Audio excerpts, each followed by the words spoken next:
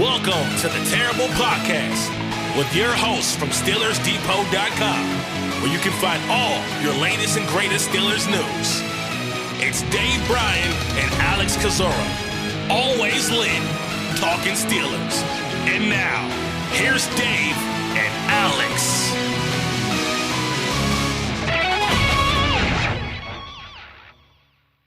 Welcome to the Terrible Podcast, Season 13, Episode 157. He's Dave Bryan. I'm Alex Kozora, SteelersDepot.com. Thanks for being back with us here this Wednesday. Steelers Nation, know this episode coming out later. You may not be listening to this until Thursday, and that was because Wednesday, a very busy day for the Pittsburgh Steelers. They officially reported to Latrobe, PA, and Saint Vincent College for day one of the 2023 Pittsburgh Steelers training camp. And so we waited to hear from the players and Mike Tomlin before recording this podcast. So Dave, camp is back. It really feels like camp is back. There is so much for us to talk about.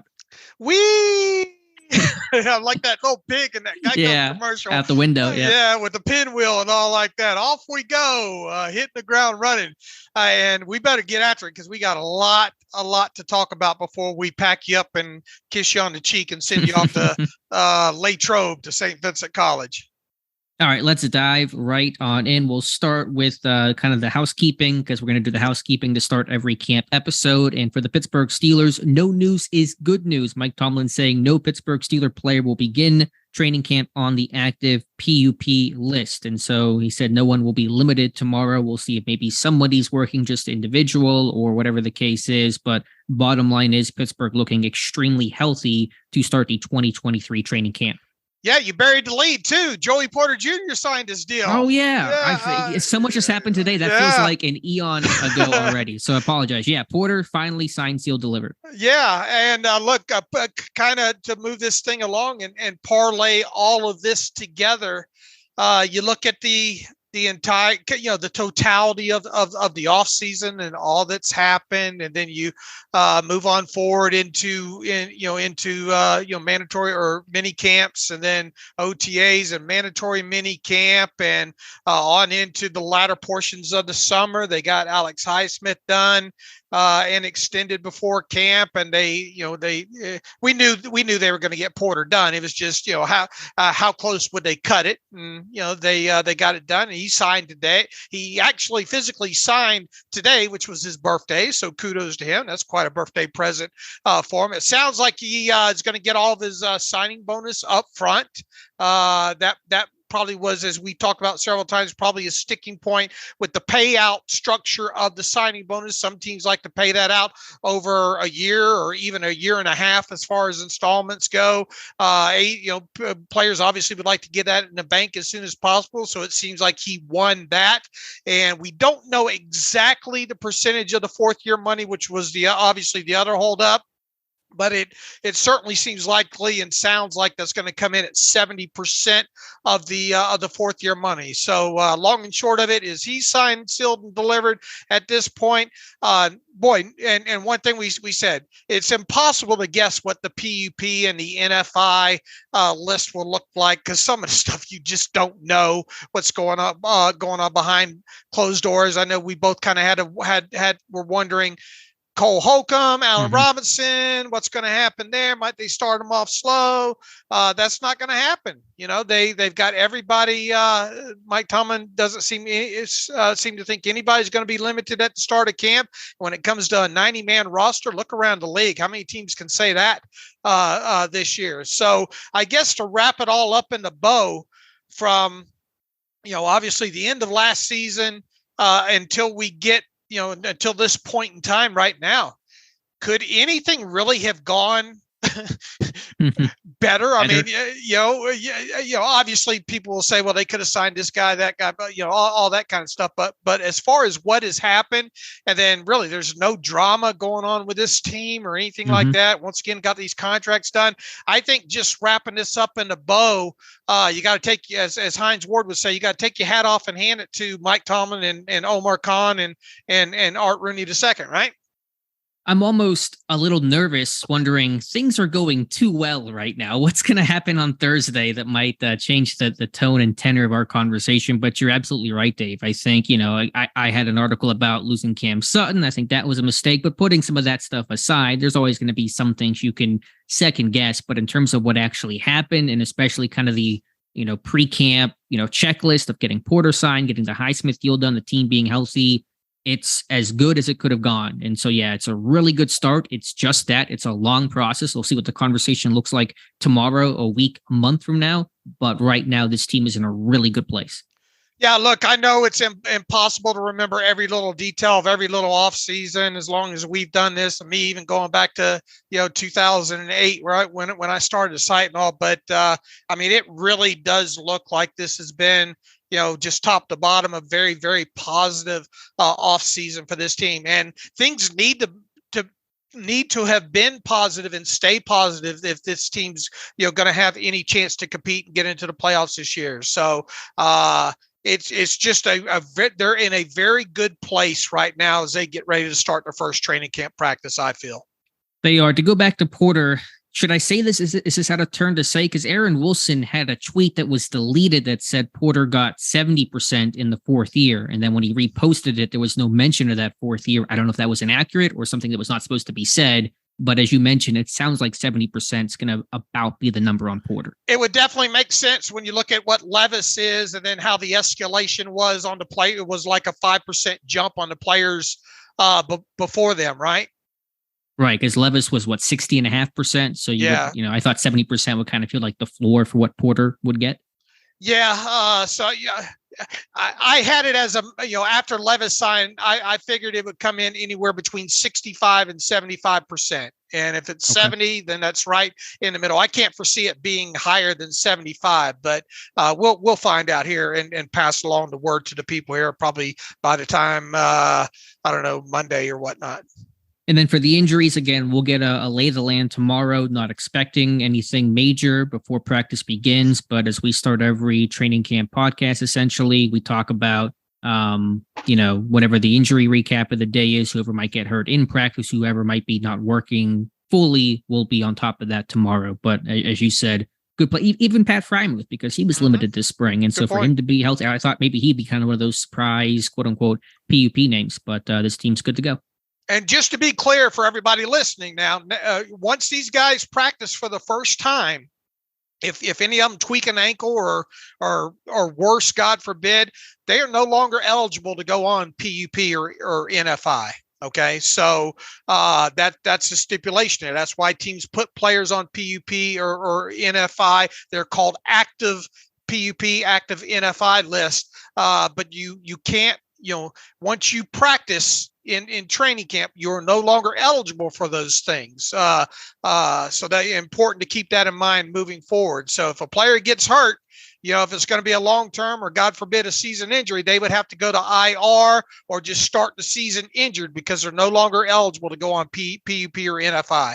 Right. An important clarification. We get that question a couple times during each camp. And so it's good to say that on the outset. All right, Dave, other news of the day, Mike Tomlin, not reportedly, at least not getting a contract extension. That comes from Jerry Dulac, who says that it's not an alarming thing, but they're just going to do the standard procedure of Tomlin getting his new deal a year out, which would make it this time next year would be roughly the moment whenever he might get that contract extension. His current deal, which was signed back in April of 2021, will run through the 2024 season. So Dulac made it very clear that confidence remains high in Mike Tomlin, that job security remains high, but no extension for Tomlin. Tomlin asked about that at his press conference, and he could not care less about his contract status. It was a kind of a flex. What did he say exactly? I don't care about contracts at this stage of my career. So kind of a baller move from a guy that probably is where he's got the best job security in all of sports. Yeah, look, I don't think there's a ton to read into this overall. When it comes to this situation, he said particularly, what did he say here? He said,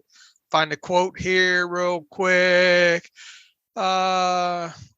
He says, wow, I hadn't even thought about that. He says, I'm just at the stage of my career, man. I don't care about contracts, to be honest with you. I acknowledge I've seen more days than I'm going to see.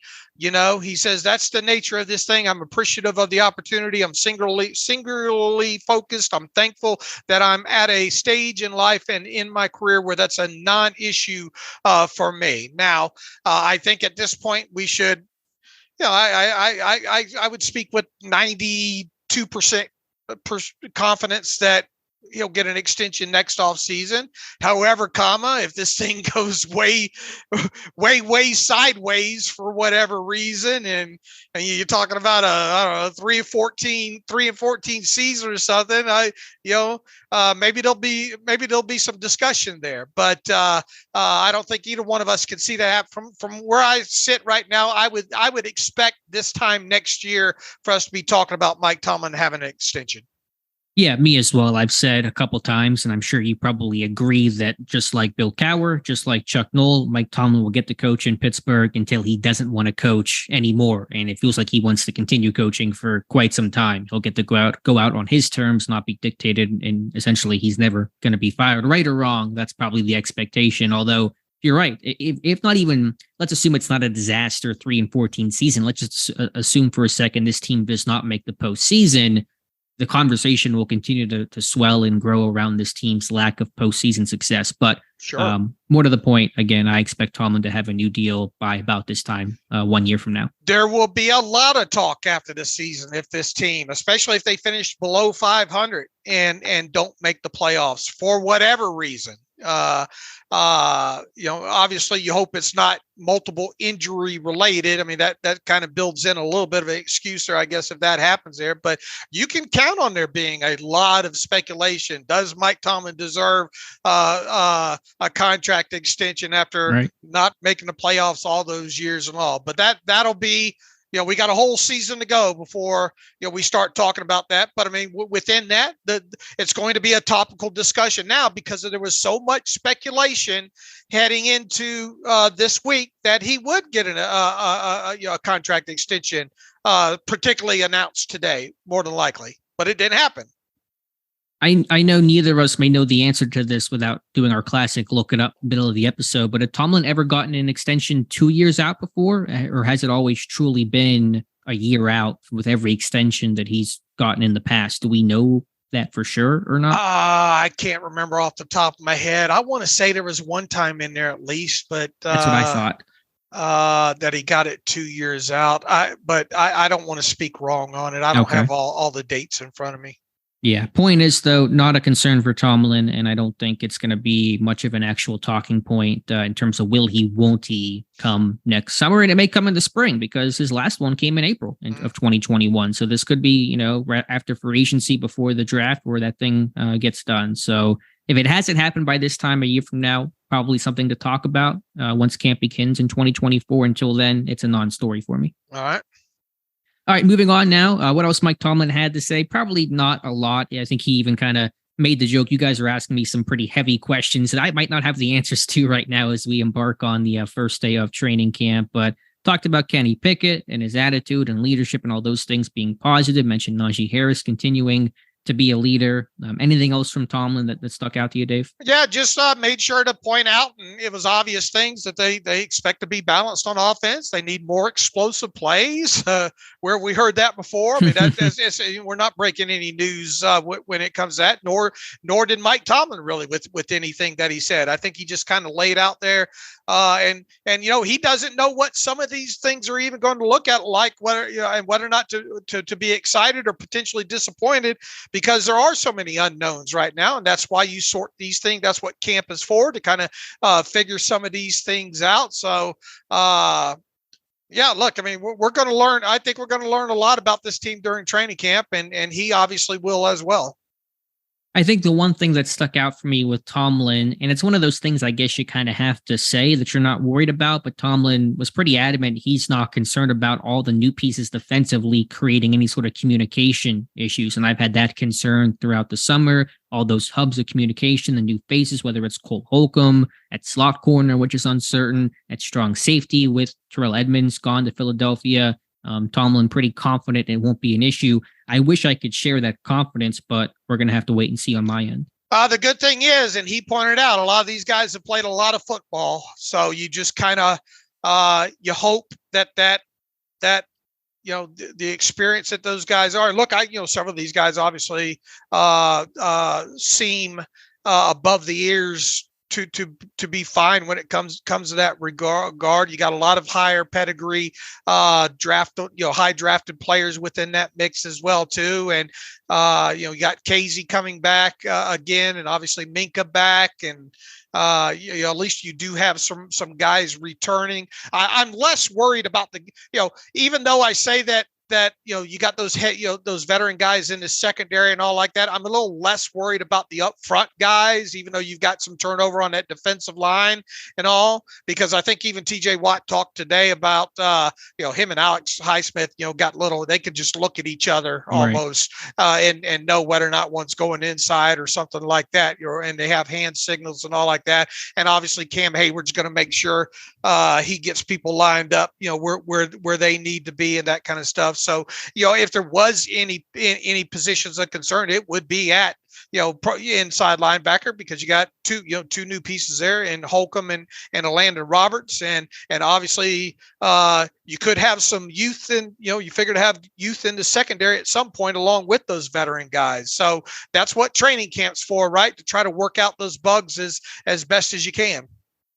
Right. It's not like at inside linebacker, there's even an old head that was a backup that can be there to tell you how things are done. I mean, Mark Robinson returns, but obviously, he's a second-year guy. So I think there's going to be a challenge there. And you're right. Defensive line, run game, less of an issue. And I think it's not going to be the issue it was for the offense last year, which was, much more youthful. I don't think it's going to be this take half the season to figure out like it did for the offense, but I could see the defense having those issues the first couple weeks of the year, and in a very tightly contested AFC and very tightly contested AFC North, you lose a game or two that you shouldn't have, or a game where you're leading late and you blow coverage, that can alter your season. And so that's still my concern, but obviously Tomlin has been around this group, and he's right. It's a group that's played a lot of football, and we'll see how quickly they all come together. And as we saw a couple of years ago, those, not only were they giving up explosive plays, they were giving up like double explosive plays. And then not only that, they were ending up in the end zone. So if you're going to have a what did they, if they're, hopefully if they're wrong, they're all wrong, or right. If one's wrong, we're all wrong. Right. You just hope that, that doesn't lead into, explosive game-changing type plays, especially late in games, because this team figures to probably be in a lot of late game, close game situations there, where one blown coverage by the defense might very well make the difference in a game. And make no mistake, like you said too, you tend to see these things earlier in the season, and we expect this defense to be tight right out of the chute. They're going to have to be if they're going to win some of these games, especially in week one against a 49ers team that's very schematically sound and well coached by Kyle Shanahan. And it sounds very much like Brock Purdy will be their starter in week one. He's been cleared for training camp and, basically just a step away from being announced as starter. So I think about that 49ers game, although Pittsburgh is at home and that's a benefit out of the gate, I think will be a really big test for how well the Steelers defense can communicate. Right. So, look, I mean, this defense is put together to play well this year. Yeah, and they got to play well, that's for sure. Dave, I know we've talked about it a couple of times, and you had referenced this earlier in the week. You knew that whenever Najee Harris would arrive today, that he'd be asked about the state of the running back market and the comments that he's made, the comments the running back group at large across the NFL has made. Harris speaking today, saying that he has no vendetta. There is no grudge against the Steelers. He's been treated well. Of course, there's been no contract talks right now as a rookie going into his third year, but he feels like the running back position has no security and continues to speak out in favor of changing something. What that thing is, who's to say, but changing something so that running backs can get fairer pay. It went, I don't think it could have gone. I have not heard the whole entire interview, but I've heard enough of it, especially with, him speaking on that matter. And then I also listened to the one Nick Chubb gave the other day on the matter. And I don't think Najee could have done a better job there. Now, there's been some pushback on social media to people say, man, just shut up and play, quit talking about it. You got to earn, all the stuff that kind of comes with any time a player talks about money here. But you have to remember that this is he owes it to the running back fraternity. He owes it to the NFLPA with this being such a topical discussion. And look, this discussion just is not about Najee Harris. This is about a position group across the league, and it has been very topical. A couple weeks ahead of training camp starting, you knew that once some of these backs got into camp on the heels of what happened with the other 3 franchise tag running backs, they were going to be asked about it. I have no issue with anything that Najee said. I thought he did a very good job of also making sure to separate the church from the state. In other words, saying, look, I'm not on the Steelers for this. Omar, Tomlin, Rooney, everybody, they're treating me fine. But this is more aimed at the NFL in general here. My issue's not with the Steelers in particular. It's just, he hates the game, not the player. So to speak. There. Once again, you probably could have asked me ahead of time what he was going to say, and I could have gotten pretty dang close to what he actually said there. I don't think anybody should have an issue with what he said or how he said it or the manner that he said it upon reporting to camp. Now, I will say this: he knew he was going to have to talk about this at the start of camp, right? He was prepared to talk about it and all like that. He has answered the questions on it now. Moving forward into camp, sure, there might be 1 or 2 more questions about it, but I think the proper thing for him to do at this point would be, you know what? I've already addressed that. I addressed that purposefully at the start of camp, so I wouldn't have to address that once camp got underway. You guys all know how I feel about it. I think I made myself clear the other day. So let's, I no longer want to answer questions about that. And he pretty much even, I think, said, during his media scrum that, he knows that there's really not much they can do about it there, but it's still his job as a member of the NFLPA and the running back fraternity to speak his mind on it. And he's done that. So once again, no issue with what he had to say and the manner that he said or what he said. I would like to see him put an end to that if this lingers into more questions about it moving forward. Does that make sense? It does. I wouldn't have a problem, though, personally, if Harris continued to talk about it. I think one of the probably thoughts for the running back position is we have to keep talking about it. We can't have it be a side story before football starts and then we don't talk about it for an entire season. Everyone kind of forgets about it. You restart the cycle come the offseason. My only thought there is I'm not sure what there's left to say or to be asked on his end.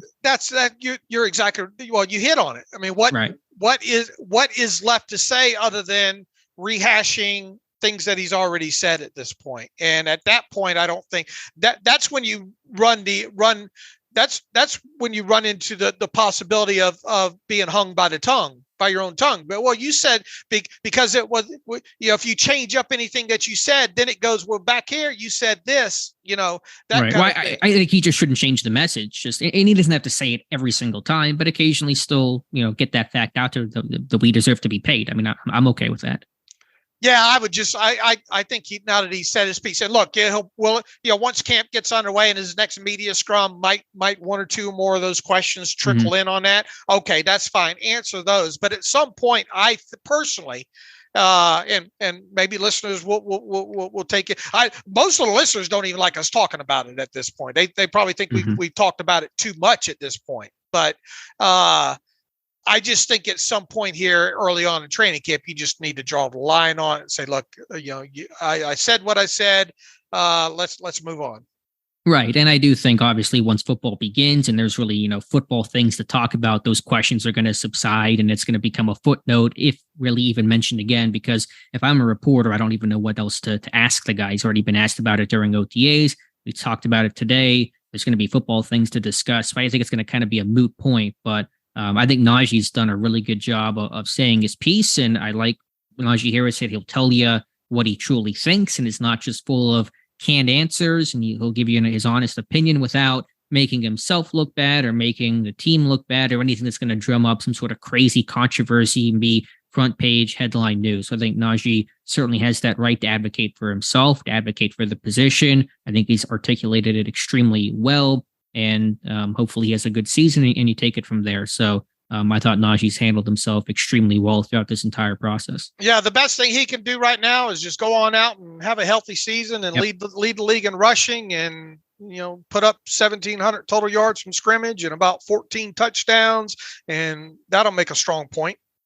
What did you think, not to get too much in the weeds about this, but Saquon Barkley has now reached a deal, and it was a little bit weird with just a tiny bit, a sliver of incentives added to his contract to get him to, I guess, sign the tag under those updated, modified terms. What are your thoughts on that, Dave? Yeah, that looked a little cheap to me. That looked like, all right, I'll grab that cash real quick. And it was like only like a 900,000, an extra 900,000, and I think it's in incentives too. All incentives. Yeah, I think it's a couple of different levels, but I think a lot of it's tied to whether or not the Giants make the playoffs. Right. And then, a $2 million signing bonus. In other words, he gets that now as opposed to, throughout the season and all. It's not like he wasn't going to get that money. He just gets it now, instead of later. That's, I guess there are some advantages of that but it just seemed like an easy take to get him into camp, I guess. I think he would have been better served to make his point to at least let this hold out or let his hold in, or he hadn't even, it's not anything because he hadn't signed the franchise tag right at that point. So It wasn't like he was breaking any rules. I think I would have just made him sweat a little bit longer, when it comes to that. But he didn't get much for agreeing to sign his franchise tag and get into camp. Yeah, it was a bit peculiar overall, but that's now, I guess, finalized in New York. And so now you wait on Josh Jacobs. Now you wait on Tony Pollard, see what those guys do. I imagine they're going to miss most of camp and probably report right before the season begins, a la Le'Veon Bell in 2017. Mm-hmm. All right. Well, what else did any other Steeler have to say? A lot of them speaking today, including several rookies, including Kenny Pickett. Anything else that caught your ear, Dave? I thought it was the perfect, and that was one of the things that I had in my 3 things to look for.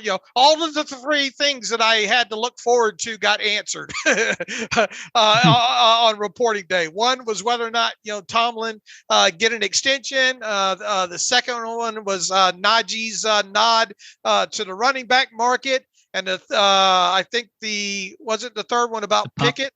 Oh no, was the pup. Yeah, I liked your pup up in a way. You always have good titles for those. Well, blind squirrel finds a nut every once in a while. There, I did have one in there that I took out of because I was trying to get to 5, but I couldn't think of a 5th one, so I took the 4th one out. The 4th one was the Pickett preamble. What was what I was going to call that one there. Just look, it's good. Been a busy summer for Kenny Pickett. It's a lot different summer and off season than he had obviously his rookie season. Just kind of looking forward to the Kenny Pickett State of the Union address, if you will, and I thought he handled it real good. And that's something I've said several times, even during his rookie season, man, it doesn't feel like that kid was a rookie at times, the way he talked and all. And he really didn't seem like it during his media scrum on Wednesday as well, too. I thought he did a good job talking about, I hang out with the offensive linemen and go out to dinners with them and, the camaraderie that they have with them, and talking about how, the expectations and most importantly, and it's not news, but it was an expectation that he should have a little bit bigger say in what he likes, doesn't like as far as offense goes, and say in the weekly game plan. And he said that's kind of his expectations moving into the 2023 season, and that he knows they need to be balanced on offense, but within that, it's they're still going to have to throw the ball, and they're going to have to push the football down the field as well there too. So really, I thought it was a very he thinks his arm strength is actually a little bit better. Right. Something that he said, he thinks that's happened every offseason, I guess. I guess dating back to Pitt there, and we know for a fact, thanks to Tony Racioppi, that he's been putting in the work, and down in Florida working out with the guys, and that's just part of going back. So we opened the show with talking about how could this offseason have gone any better, and especially when it comes to him, and at this point now, get into camp and start working on the things that you learned and instituted in OTAs and mandatory mini camp, and hopefully you can pick right up where you left off in the mandatory mini camp and really hit the ground running in these next 3 weeks. Yeah, everything good from Kenny Pickett there. I really want to see from him starting tomorrow throughout this whole process is just how different it feels to see Kenny Pickett out there. This time last year, he's the third string guy. He's the rookie. He's just trying to figure things out for himself, his own playbook, his own goals. Now that he is the leader, he is the starter, he is the face of the Steelers offense and really in large part a face of this franchise. How does he, show that leadership? I remember him talking about, he didn't feel like he had permission to truly lead last year until he was named the starter. And I understand that when you're the backup, you don't want to feel like you're big timing a guy like Mitch Trubisky. And so all through camp last year, he was the backup. So I just want to see how he interacts, how that leadership may show itself in big ways and small ways and ways that I may not even be able to notice. But I really want to see that from Kenny Pickett and maybe learn about that in year number 2, because I think it's going to be a big part of his game. Look, he gets an A++++ for the offseason. So now, what's he got for the season now?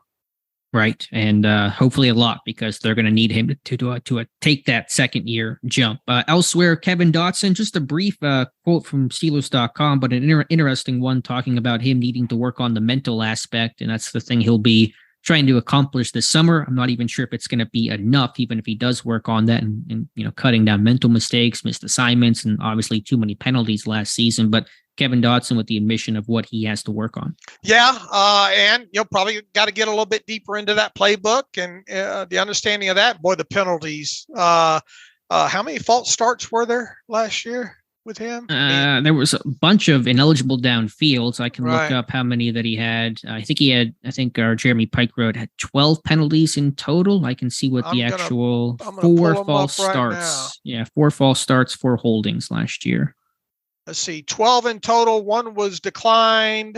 1, 2, 3. Yeah, 4 false starts. Ineligible downfield 3 times. 1, 2, 3, 4 holdings. Yeah, he and an unnecessary roughness in a pear tree. Pear tree, yes. You don't want the 12 days of Christmas on your penalty sheet, that's for sure. Look, we'll see how it goes for him, right? I mean, if he sticks, if he's not traded, you got to like his chances of making the 53, I think, but we'll see. It just depends. If he's going to be your third string guard behind Herbig, then, do you justify the contract? You probably still keep him because A, you're not, hurting cap wise, and B, you never know how quickly depth can be tested, but we'll see. I think so.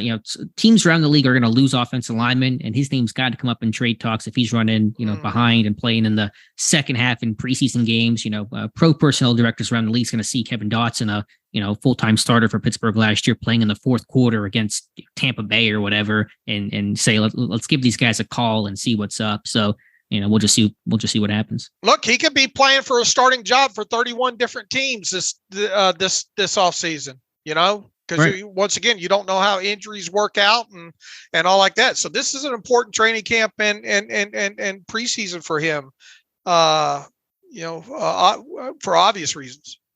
One note from Mike Tomlin related to the offensive line, though it really comes as no surprise. Tomlin said he assumes that Dan Moore Jr. will take the first reps at first team left tackle tomorrow, which, is to be expected to have the veteran work over the rookie and Broderick Jones. We know that Moore versus Jones, really the top camp battle to watch, but it should be Dan Moore. So don't be alarmed when I come back tomorrow and tell you, Dave, that Dan Moore was taking first team reps at left tackle.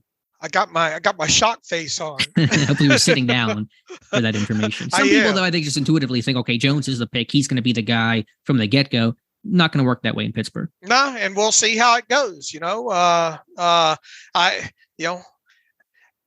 I think if you're a betting person, at least at this point right now, assuming they stay healthy, is that Dan Moore will open up week 1. Yeah, I mean, I've gone back and forth. I had an article where I leaned with Jones, but I wrote back even before the summer that I think Dan Moore's going to, really give Jones a great fight, and I really wouldn't be shocked to see this thing go either way. So I think it's truly an open competition. Okay. One note, I don't know if George Pickens actually, in terms of us hearing from George Pickens, but there was a note from the Post-Gazette that George Pickens' new roommate is Allen Robinson. And you had the tweet. I think it's a great point, just a fantastic pairing to put a second-year young guy like Pickens with a veteran like Allen Robinson. That's why you go trade for Allen Robinson, for obviously what he can do on the field and in the slot and zone beater, but for that veteran presence and to take Pickens hopefully under his wing and kind of just talk about what being a professional, and that's not a slight against him. It's just any young guy can learn from that. So Mike Tomlin always loves those roommate pairings. The game within the game that that probably sometimes you don't pay enough attention to. And I did tweet out that I thought that was a great pairing there, because what happens if, God forbid, Pickens strings together maybe a bad practice or two, right, which will happen, and players have ups and downs. And what if Pickens? What about the flip side of that? What if Pickens strings together 4 fantastic, first team All Pro type of practices together? To have a guy in there that's been around like Allen Robinson he can keep George Pickens from getting too high and too low, and just help him understand that there's probably going to be some ebbs and flows in this thing, and just learning about, probably telling him about life in the NFL period and what to expect off the field, and just the little intricacies that even though George Pickens has been in the league for a year, probably hasn't picked up on. And we talked during the offseason. Yeah, you got Deontay Johnson that's been around for a while, but Deontay Johnson's not that kind of prototypical. Deontay Johnson believes in leading by example. Probably not as much as, and he's still a relatively young guy himself. If you boil it down, sure. When it comes to that, so why not have the guy that you went out and traded for, that's been in the league, a veteran guy like Allen Robinson? Why not have him especially for his first trip to Latrobe, and the kind of the newness for him to have a young how are you young kids doing? How do you do, fellow kids? Yeah, how do you do, fellow kids type situation there. So how much will it mean in the grand scheme of things? Obviously I don't know the answer to that, but I'll tell you this, I don't think it's going to hurt. No, not at all. And it's, the really good Steelers offenses have had those kind of guys, whether it's Darius Hayward-Bay or Jericho Cotchery, to be that leader, even if they weren't the number one guy in that room. What I like most about Robinson from that leadership aspect is this guy's done it all. He's been a first-round pick. He's been, 1,000-yard receiver, big-time dynamic guy. He's had his role reduced. He's been a free agent. He's been hurt. He's been traded for a bag of footballs, essentially. So this guy brings a lot of life experiences. He's not just been the star of his whole career that can't relate to a guy struggling. He's not been the backup that can't relate to the microscope that's on you the way it'll be on George Pickens this year as a starter. So Robinson can just talk about everything because he's been through everything, and those are valuable stories that he can tell Pickens and the rest of this wide receiver room. I agree, and that's why that tweet by Brian Batcoat stuck out to me. So interested to learn maybe some of these other pairings that are going on. Yeah. Anything else here from what players had to say? Marvin Leal essentially confirming he'll be versatile. Again, I don't want to beat the dead horse. We'll finally get eyes on him tomorrow to start talking about that a little bit. But Leal basically saying that he's going to be inside guy, outside guy. We'll see how it looks beginning Thursday. I'll tell you, at least that's another argument for not keeping a fifth outside linebacker, because he has, he does have some, he does have that versatility and all, and should have a better idea of what's going on. Poor guy. I said this a couple of podcasts as well too. Poor guy moved around so much, probably doesn't know what position he is, and for him to be able to do that, and for them to be able to depend on him to move around as much as he did. Yeah, I think that speaks a little bit there to him. Yeah, I'm with you. So we'll see how things look starting tomorrow. And honest TJ Watt saying that it's been far too long since his team has won a playoff game. He says, quote, "We know the end goal is to win a Super Bowl, and in order to do that, we have to start winning playoff games. It's been too long." In truer words, not spoken, no playoff win since 2016. TJ Watt himself has never won a playoff game, and hopefully that changes this year. Look, there's a big carrot. They and I'm sure Mike Tomlin has let that unit know, especially them veterans, what's expected of them this year. And if this team is going to win, 10, 11, 12 games and make the playoff, and not only make the playoffs, but win one, the defense is going to have to play a big part in that. Yeah, they will. I mean, it is, and it's not, we're not blaming anyone directly, but Cam Hayward's playoff record is 1-6, and TJ Watt, I think, is 0-3. I mean, those things just hurt you because you want to see these, great foundational players of your franchise have that playoff success and be able to use that as learning, as teaching moments, I should say, to younger guys. So that has certainly been a frustrating point. And again, I think everyone, at least the veterans, are well aware of that fact. Yeah, I agree. Anything else from the players here? I think that's kind of all the things I wanted to hit on from the players that we heard from today. I'm sure we'll hear from more every day throughout training camp. Yeah, those are the ones that stuck out to me, I think, the most. All right, Dave, I do want to mention, you probably want to mention it as well. One tight end got paid today, not in Pittsburgh, but Chicago Bears tight end Cole Kmet getting a pretty hefty contract. And I think the phrase for Pat Freiermuth is the price just went up. Yeah, and look, there were two guys that I'm watching. I said in a previous article that I wrote earlier in the offseason, two tight ends that we were watching what's going to happen with their contracts between now and week one. One was Cole Kmet, and the other one was TJ Hawkinson of the Minnesota Vikings. Kmet got his new deal today. Looks like it's 4 additional years for $50 million new money. If indeed those numbers are correct, then we're looking at $12.5 million new money average. And, Freiermuth has damn near outperformed Kmet. He in only 2 years versus Kmet's 3 years there. So, if Freiermuth has a season similar to his first two, well, he's most definitely going to want more than a new money average, more than Kmet just got. Now it'll be interesting to see where the Hawkinson deal comes in. I would think that deal's not too far away to be kind of. He's probably waiting for the Kmet deal to get done to kind of work off that. So I would say easily before week one we should know what Hawkinson has. But I think really now at this point, the floor when it comes to Pat Freiermuth, unless something just drastic happens in 2023, when you're looking ahead to next offseason, is the negotiation starts at $12.5 million new money average with him. And quite honestly, I'm almost resigned to thinking that it's probably going to start at about $14 million from where I sit now. It's a big number for sure. Now, to be clear, this is a next year thing at the earliest with Freiermuth. They can't even do an extension this offseason, correct? Right. It's got to be 3 years in the NFL, right? Right. They couldn't sign him to an extension right now if they wanted to. So just to be clear, but looking ahead, because there really aren't any other contract extensions this year for Pittsburgh to talk about, for us to think about. So we're already looking forward to Najee Harris's 5th-year option next year, whether or not that's picked up, and then the Freiermuth extension. So today's news, not important now, but will be a year from now. Yeah, and once again, we'll have a better idea of what that tight end market's shaping up to be after Hawkinson gets his deal done. Right, and that should top Kmet, and that'll re-race the market again.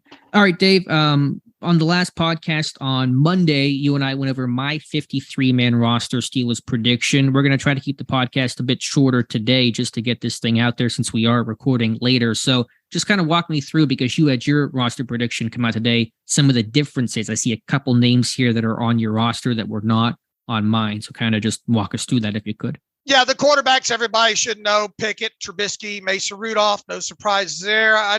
Did we differ in the third running back there? We did. I went Graham. Okay, I have Darius Higgins. I think he's put together a little bit better. I think he's got enough specialty. Now, look, a couple of times in this prediction, I could have very easily to player to be named later. in other words, but I wanted to keep it working off of the 90-man roster overall. I do. If any of you listening are concerned that I might get this 100% right, don't worry. It's not going to be. It never is there. But for all practical purposes, I wanted to work off the current 90-man roster, which, by the way, thank you, Steelers, for making my 90 and 30 series be 90 and 30 and not making any moves since I started it there. But obviously, there's going to be some shuffling on this 90 moving into camp. I have Darius Higgins right now as what I view as potentially I think has a chance to be that third option. And you know, he played a little bit. What was the college, Virginia State, I believe. Yeah, I can't remember. But you know, just looking at kind of his tape and his background, and you know, you probably want that third running back to help you out somewhere on special teams. I think he has the ability to do that. You know, hopefully he won't be the first running back out the door or something like that. He's obviously got to stay healthy throughout camp, you know. But I think that's an interesting choice for me that obviously differs from you. Yeah, I like Higgins though. I'm with you. I think it'll be one of the two rookies that makes it, whether it's Graham or Higgins. We'll see. And you're right, Higgins is a bigger, kind of more stockier build, which is more in line with what Pittsburgh looks for compared to somebody like Alfonso Graham. So I think it's going to be a really fun battle. What fullback you have the same with Connor Hayward, whatever you want to call him. Receiver the same, tight end the same. Offensive line, a small change there. You have Latrobe, Clark, and no Spencer Anderson. I think I kept 10, didn't I? Did you keep 9 or did you keep 10? I don't remember, to be honest with you. I want to say I probably kept 10 I left Kevin Dotson off, so I only kept 9. Okay. We're pretty different there. I have 9 there. First and foremost, I did go with Ryan McCollum as a backup center for right now. I'm interested to see if guys like either Herbig or Spencer Anderson can get some time at center. I obviously don't think Kendrick Green's going to last, so he's not in this group. So I do have Chukwuma Okorafor, Dan Moore Jr., James Daniels, Mason Cole, Isaac Seumalo, Broderick Jones, Nate Herbig. No surprises there. And then we just talked about Kevin Dotson earlier in the show. If Kevin Dotson survives and isn't traded, I can see him being on this team. And then I also have them for now. I'm not married to this, but keeping an extra swing tackle in LaRaven Clark with the hopes that we never have to see him. I'm just going to say that, yeah. Right, but he could potentially be a veteran inactive guy there. So quite honestly, am I one heavy here at 10? More than likely. But looking at the rest of the way that I put this thing together, and with Kevin Dotson still in Pittsburgh, I couldn't find myself cutting him just yet. And also when my questions about center forced me to put Ryan McCollum in there. So my hope is that Spencer Anderson shows that uber versatility throughout camp, that he can play center, guard, and tackle, that he makes it where you have to keep him. And then he can, you only keep 9 at that point, Mm-hmm. Yeah, we'll see. I mean, Dotson, as you mentioned, kind of in that weird limbo, and Clark, you're right. I mean, especially if Dan Moore would have won the left tackle job, then, do you want Jones to be your swing guy? I mean, obviously he's a more talented guy than Clark, but I just really wonder how much time on the right side Jones will see this summer. Maybe some, but I think he's going to concentrate on that left tackle spot. So are you going to let Jones be that potential backup right tackle after getting very little time in the summer? I don't know if you're comfortable with that. That may increase the chances of a guy like Clark, who can play both sides, makes this team initially. Yeah, look, if there's a position group that I'm not going to nail, it's probably this one. Fair enough. Defensive line, the same overall, I believe, the same 6 defensive linemen. Inside linebacker, also the same with the 5 of those guys. Outside linebacker. Did you keep both Muse and Kwiatkowski? I did, yes. Okay. I don't know if they're all going to make it. I didn't know who to eliminate those, so they all stay for now. Yeah, I think the upside I'm using Kwiatkowski are obviously Kwiatkowski definitely has defensive playing experience, although I don't think he played a defensive snap last year. But both Muse and Kwiatkowski should be, so yeah, if they make the roster, they would be probably core special teamers. Right. Outside linebacker, you're keeping 4. Nobody different, right? You're only going with the 4 and no David Perales or anybody like that. Yeah, I don't, I think Perales, I've talked about him that, I like the motor. I'm interested in watching playing. I just, if he can't show anything on special teams, I don't see I would rather spend a roster spot somewhere else, put Perales on the practice squad, because obviously I think Nick Herbig is going to play a big part in special teams. And we talked at the top of the show about that versatility, break glassing if you need to with DeMarvin Leal, kind of situation there. So I have him keeping 4: Watt, Highsmith, Marcus Golden, and Nick Herbig to go along with the 5 inside linebackers. Should we talk about Quincy Roche any more than what we have? I mean, Pittsburgh liked him enough to bring him back. Yeah, I just I don't see him making it. Okay. Cornerback, you are a bit different here. You're adding James Pierre, so you have the same 5 that I did, but adding Pierre. So your thoughts on keeping him? Special teams, man. Special teams with him. And it's going to be obviously interesting to see how the slot corner job plays out. This is definitely a position of slot corner where you could potentially see someone from the outside maybe being brought in and maybe even costing a guy like Chandon Sullivan his job overall there. So can a guy like Corey Trice Jr. Maybe make enough noise on special teams to make a guy like James Pierre expendable? I suppose that's plausible there, but I really like what Pierre does on special teams, and that's why I kept the group that I did. Fair enough. Yeah. I mean, Pierre's hung around and he's carved out that role well, and have to see how the rookies do. I mean, Trice is, while a more talented than I think average 7th round pick, he is still a 7th round rookie, and have to see how he looks. So I get that there. At safety, just 4. If you had to keep a 5th, who do you think it would have been? Yeah, it would have been Trey Norwood. There's no question. But and this, once again, if you ran into a situation where you could keep one less offensive lineman, might this be an area that you consider maybe keeping another safety in the room, especially if you think maybe you can get Norwood, more in the slot, maybe, or more in the free safety role, and get them tackling better and all like that. I don't think that's out of the question there. So I'm not going to sit here and slam my fist down and say there's absolutely no way Norwood makes the roster, but it feels like it's going to be at least those 4 that I have on there, because obviously Miles Killebrew is special teams captain or bust. It feels like. Now, you never want to see Killebrew on the field, obviously, on the defensive side of football, if you can stand it. So that would be yet another argument that you really only have 3 safeties. So that would be another argument to maybe keep Norwood in there. But for this exercise, only kept 4. Fair enough. I do think about Elijah Riley too, if he could have some sort of hybrid role between safety and slot corner. But I think he's still got to obviously earn that spot, just like Trey Norwood will have to. And then at specialist, you're going chalk here with the same guys as last year with Boz, Harvin, and Christian Kuntz. I went all chalk here because I want to watch it play out. So I'm going to lean towards the incumbents, both at punter and long snapper, until I have more of a reason maybe to go a different direction there. So it's more of a tip of the hat because, look, we've talked punter and long snapper.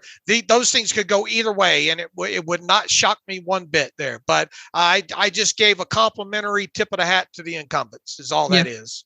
No, I understand that. These guys have to either lose their jobs or somebody has to do enough to take their jobs. Until either of those things occur, it's probably fair to go with how it was last season. So that is your roster prediction. You'll do one after every preseason game, correct? Right. And only draft pick I had not making the 53 was Spencer Anderson, and I had a nice and clean 25-25 split. Yeah, that does help my OCD. So I do appreciate you going 25 and 25 there. All right, Dave. Big day tomorrow, Thursday, training camp. Day one, of course, we'll be there at practice. I'll be joined by Tim Rice, our ace photographer. So you'll be able to see camp and then read my practice report afterwards. What are you looking to hear about, read about, see about on day one? Offensive line rotations, first and foremost, man. Really looking forward to seeing, as I noted, what's going to happen with Nate Herbig. They going to dare dip into any to see if he has any center experience. What about Spencer Anderson? Instead of where's Waldo, where's Spencer Anderson? We're going to be playing that game early on in training camp there. So we've talked a lot about the backup center position throughout the offseason there. I'm really interested to see how that plays out overall there, especially if it's not a player like Kendrick Green. Overall. So offensive line rotations early on, I'm interested to hear about that third running back position, with Graham and Hagens, who I have in my 53 there. Interested to see how that plays out. I want some Monty the Mullet updates from you. Really interesting prospect. I don't think he makes the 53. I think it's a real super narrow path that might depend on injury for that, but interested to hear about that. Give me some stuff on Nick Herbig early on in camp. Those are some things I'm interested in, and those are obviously some things just off the top of my head that makes some sense.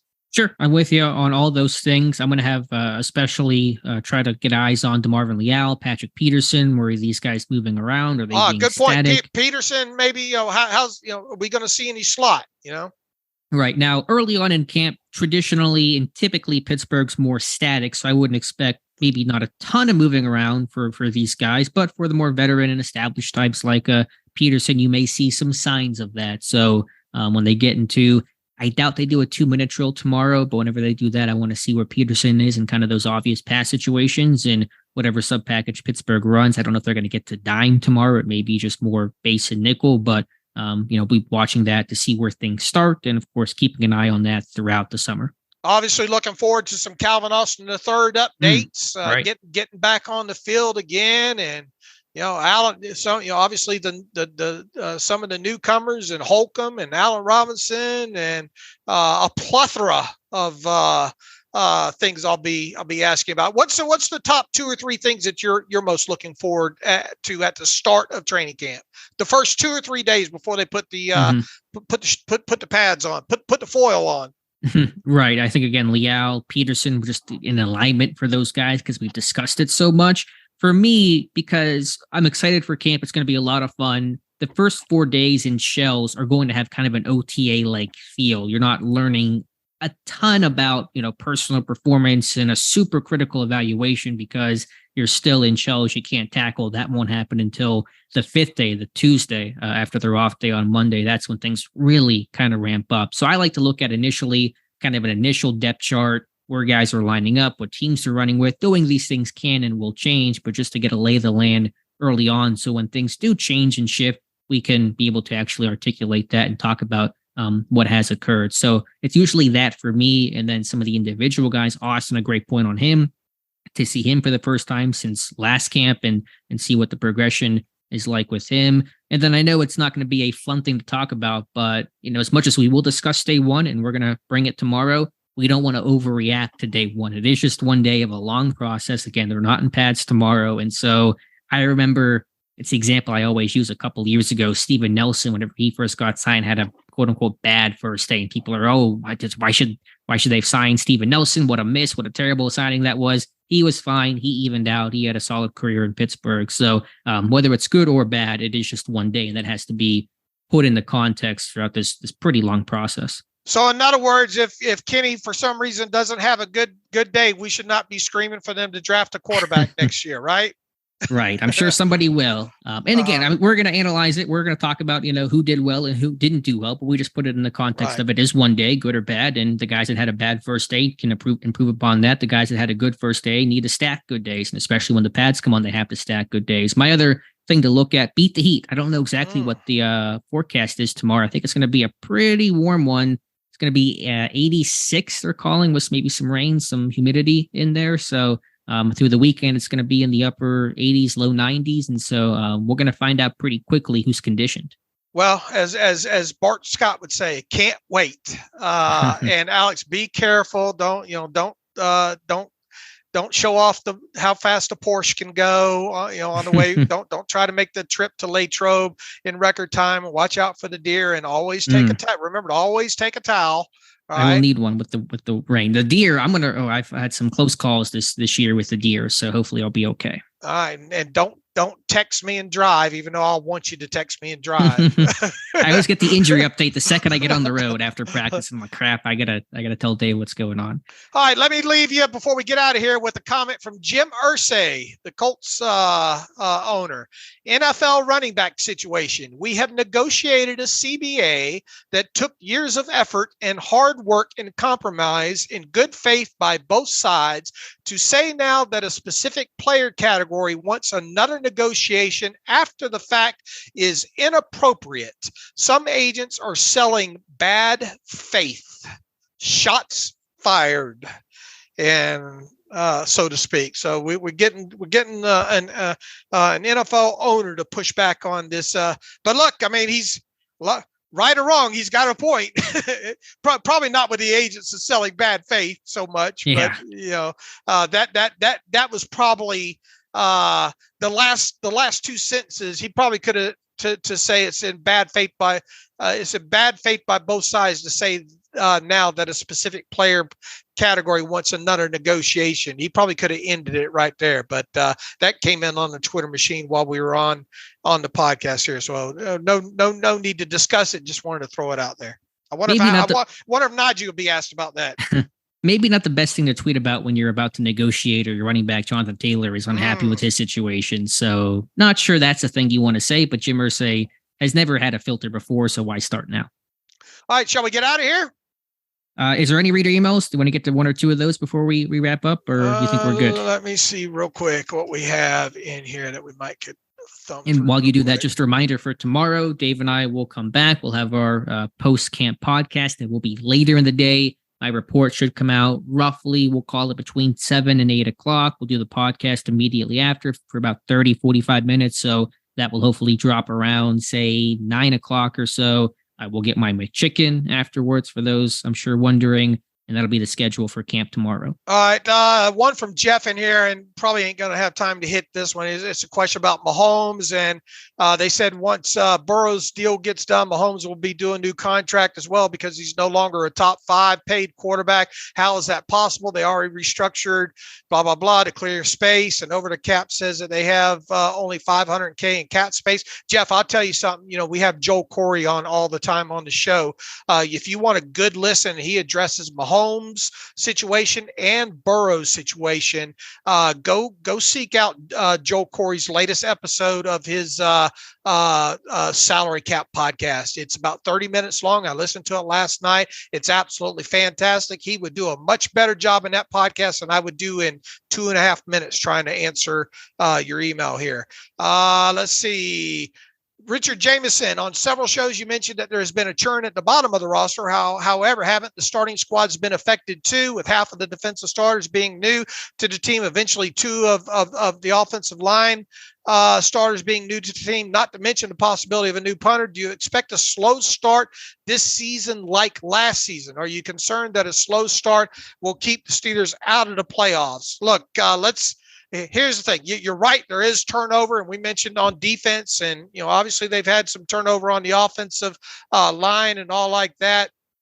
I don't have any expectation. I don't have any concerns, fears, positive feelings at all about the start of the season right now, because we got a whole training camp and preseason to go. A lot of things that might potentially happen over the next 3 weeks are going to really shape kind of our opinion, I think, as to the start of the season. They do have some tough games at the start of the season. Obviously, you got the 49ers, you got a divisional game in the Browns, you get some pass rushers and a veteran quarterback against the Raiders in week 3. So, I mean, it's going to be no matter how they come out of this preseason, right, Alex, it's going to be a tough gauntlet. But I don't sit here right now and I have zero expectations right now because I want to learn and see a lot.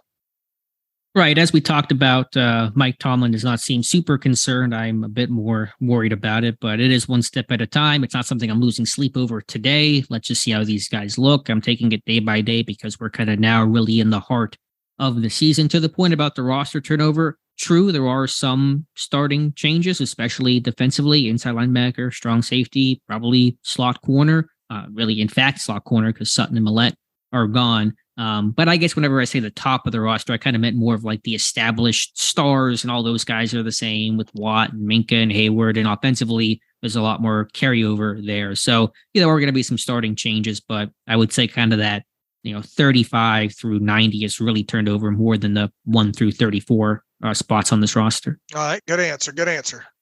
Survey says Mario Brunell writes in, good day, gents. In my opinion, the running back contract problem needs a team to set a new paradigm.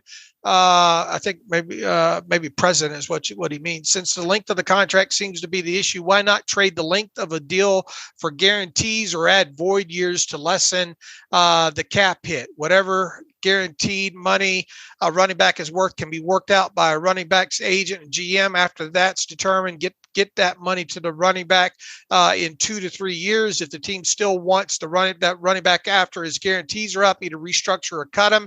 It may take a team like the Steelers who loves their running backs and respects the position to set this new paradigm. Your thoughts? First and foremost, cash flows are going to be cash flows because other agents of at other positions of players don't give a damn what position the player plays. They're going to say, well, look what you did for this player in the cash flow and the guarantees, right?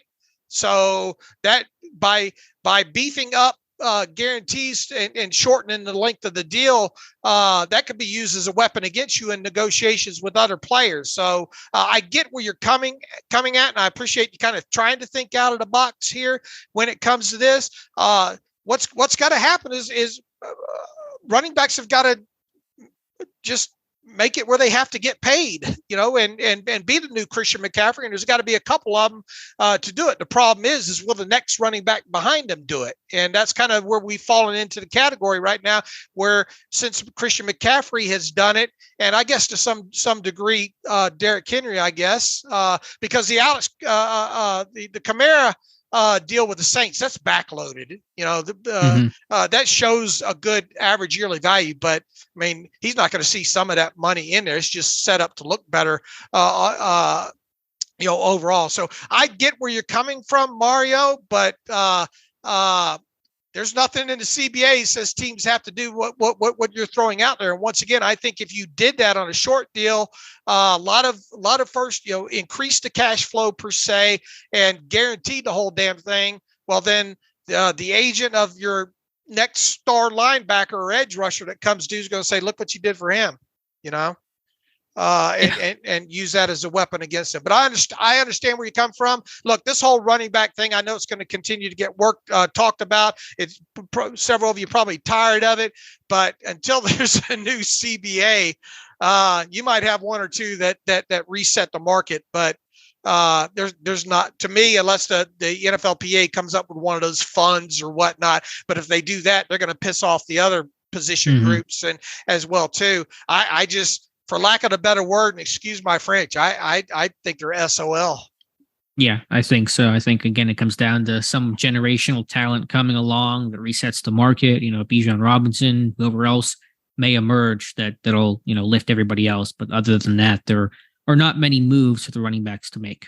All right, let's wrap that up. Shall we get out of here? Alex, I look forward to your reports. I look forward to talking to you on the first special edition of the Terrible Podcast for 2023 for training camp on Thursday night. So in the meantime, you can follow me on Twitter at Steelers Depot. Follow Alex at Alex_Kozora. Follow the show at Terrible Podcast. Email the show, theterriblepodcast@gmail.com.